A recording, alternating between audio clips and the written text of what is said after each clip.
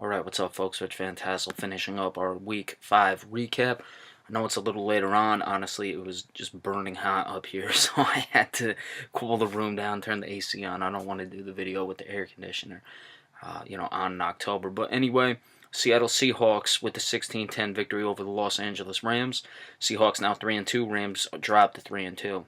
Russell Wilson, 24-37, 198 yards, 1 touchdown, 1 interceptions. Tanner McAvoy threw a pass, and he threw an interception. Thomas Rawls, 8 carries, 20 yards. Eddie Lacy, 8 of 19, 2.5, 2.1, respectively. Team 25 of 62, running the ball, 2.5 yards per rush. Jimmy Graham, 6 receptions, 37 yards, 1 touchdown. Doug Baldwin, 4 of 37. J.D. McKissick, 3 of 36. Paul Richardson, 3 of 35. Nico Thorpe and Sheldon Richardson both recovered fumbles. Team had 2 sacks. Frank Clark and Michael Bennett. Earl Thomas and Sheldon Richardson had interceptions. Ethan Posich, 1 kick return, 13 yards. Tyler Lockett, 1 punt return, 10 yards. Blair Walsh, 3 for 3 in his field goals. For the Rams, Jared Goff coming back to earth, 22 of 47, 288 yards, no touchdowns, 2 interceptions. I don't know why you're throwing the ball that much in a 16-10 game. Todd Gurley, 14 carries, 43 yards, 3.1 per rush. Tavon Austin, 6 of 27, 4.5. He had a touchdown. Jared Goff had a 22-yard run. Altogether, 22 of 100, 4.5 yards per rush with that touchdown by Austin. But the numbers are buoyed by Goff's 22-yard run. Tyler Higbee, top receiver, 4 of 98. Robert Woods, 5 of 66. Cooper Kupp, 3 of 44. Malcolm Brown, 2 of 29. Tavon Austin fumbled twice, lost one of them, recovered the other. Todd Gurley and Jared Goff both lost fumbles. The team had 3 sacks. Matt Longgrace, Robert Quinn, and Alec Ogletree. Justin Johnson and Cody Davis both had interceptions. Johnson returned his 69 yards, not for a touchdown. Farrell Cooper, 2 kick returns, 52 yards, the longest of 31. Tavon Austin, 2 punt returns, but no yards. Craig Zerline, 1 for 2 in his field goals. So, Seattle, I knew they would get the win in this game. Veteran team. Los Angeles clearly not ready for primetime. Their offense came crashing back down to earth. I don't know why you're passing that much with Jared Goff. Let's see how the Rams respond from this. Seahawks, hey, for whatever it's worth, they're still 3-2 and now atop of that division, but they've got to figure out that running game and the offensive line play as well. Baltimore Ravens 30-17 over the Oakland Raiders. Baltimore is now 3-2. Oakland drops to 1-1. Joe Flacco. I present with tooth sensitivity, Oakland drops to 2-3. I hesitate to recommend anything, especially a whitening toothpaste. I don't know why he keeps doing that. Oakland drops to 2-3, 1-1 at home. Joe Flacco, 19-26, 222 yards, no touchdowns, no interceptions. Javoris Allen, 21 carries, 73 yards, 3.5 per rush, 1 touchdown. Alex Collins still continues to run the ball very well, 12 of 55, 4.6.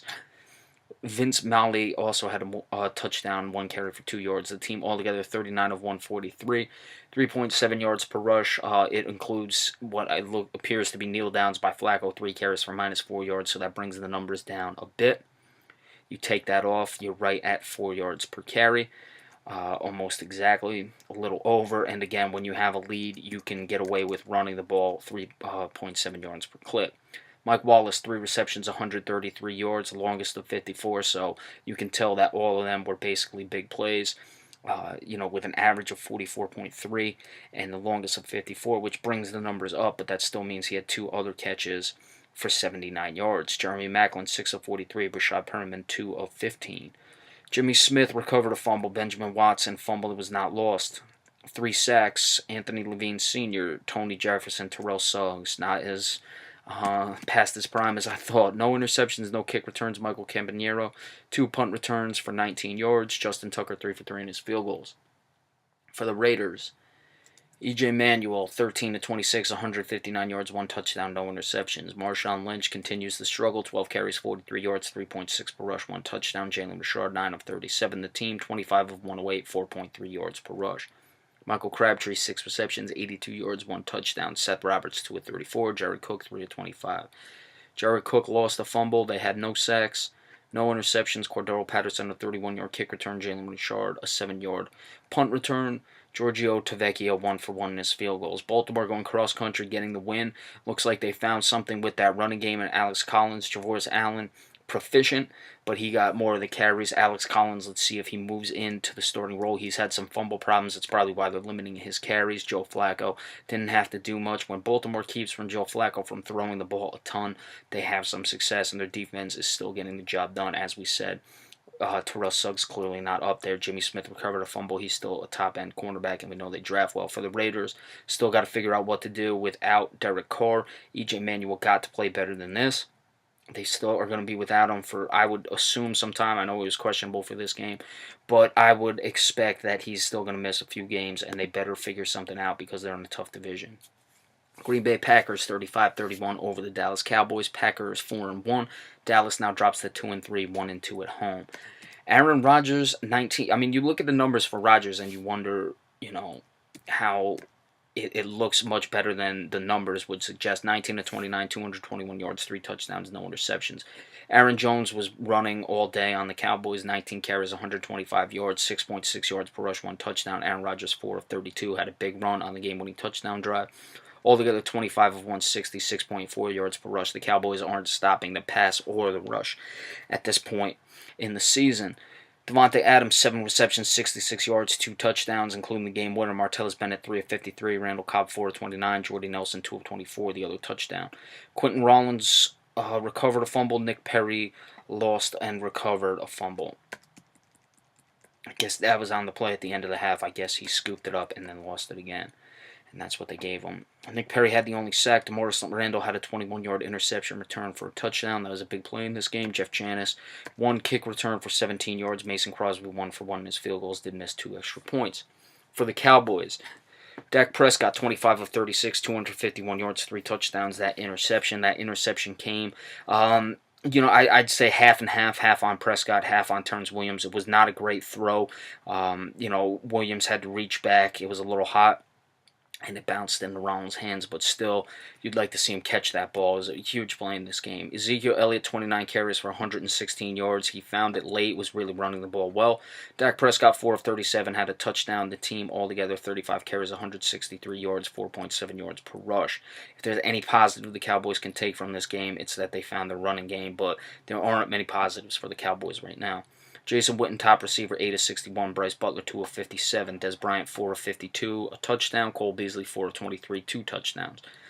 Jonathan Cooper recovered a fumble. Jason Witten lost a fumble. Travis Frederick recovered a fumble. Dak Prescott fumble. Oh, you know what? A lot of these fumbles came because the Cowboys were running the lateral try to play at the end of the game to get it downfield. So that could have been where Nick Perry lost the fumble. I don't know. You can't really take many of the fumble numbers in this game. There really weren't any big ones other than that sack on Dak Prescott at the end of the half, but it wasn't lost. It just prevented the Cowboys from scoring points. David Irving with 2 sacks. He missed 1 late. DeMarcus Lawrence also had a sack. Well, Tyrone Crawford. They got 4 sacks. The Cowboys are getting pressure. It's surprising that their defense is still playing this poorly. Ryan Switzer had a 25-yard kick return, 1 punt return, -1 yards. Dan Bailey, 1 for 1 in his field goals. The Packers, if they found something here with the rookie Aaron Jones running the ball, they can become very dangerous. The offensive line was injured, but they still managed to play well and run the ball. Didn't pass particularly well. 2 bad calls in this game. I'd say they balance out. You're probably giving... Maybe the Packers got some points out of theirs because there was a play where it looked like Rodgers was not sacked. Then a guy came in and cleaned it up. They said they ruled him down, which they didn't.